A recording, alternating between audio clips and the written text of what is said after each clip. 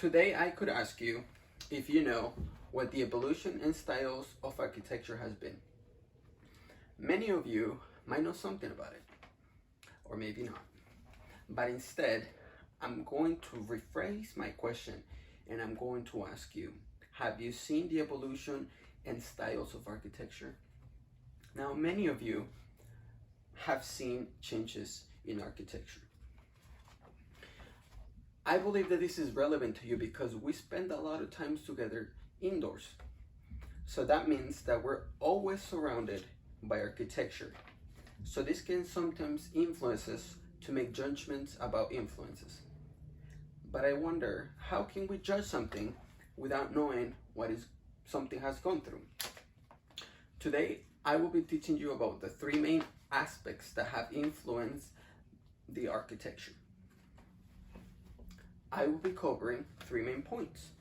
First, available resources. Second, symbolism of power. And third, functional and innovation. Available resources. Vernacular architecture. According to the Oxford University Press, vernacular architecture was the earliest stage of architecture. It was not designed by a specific architect, but it was designed and built based on the available resources that people had. Here's an example, and one of them is Mahiv. Now, Mahiv is made out of dry reeds and mud. I'll be showing you a picture of a Mahid.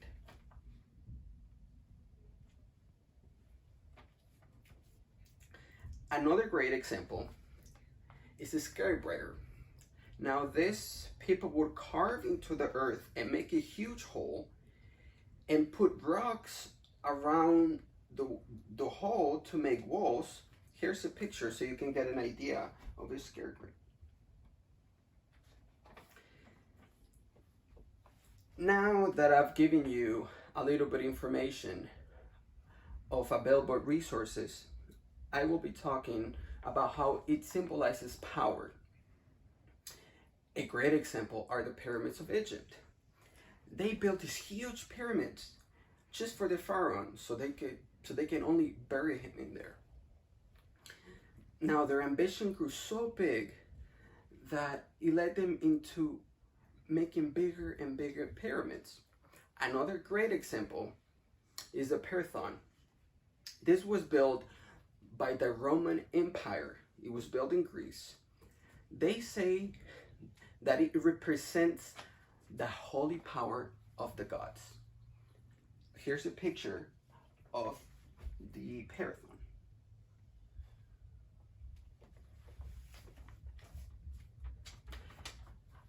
According to Jonathan Glancy, a famous architect critic, he says that the first impression that a person has when they take a look at a building, it depends on the symbolism that it has been given to that building. Now that I've discussed about how this represents or symbolizes power, I will be talking to you about function and innovations. Our modern world, it's following more into a function and innovation. And a great example are skyscrapers.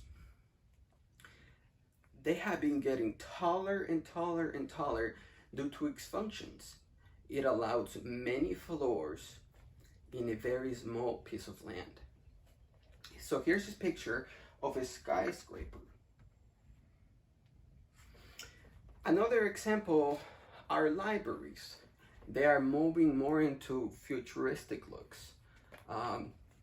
Here's a picture of a library.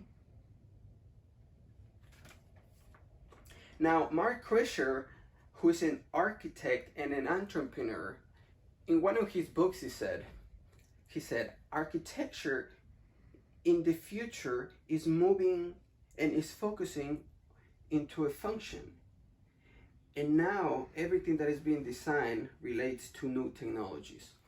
So in conclusion, today you have learned about the three major aspects that have influenced architecture, and these are available resources, symbolism of power, function, and innovation. So I hope that you have learned how different aspects can change the styles of architecture during time. Thank you.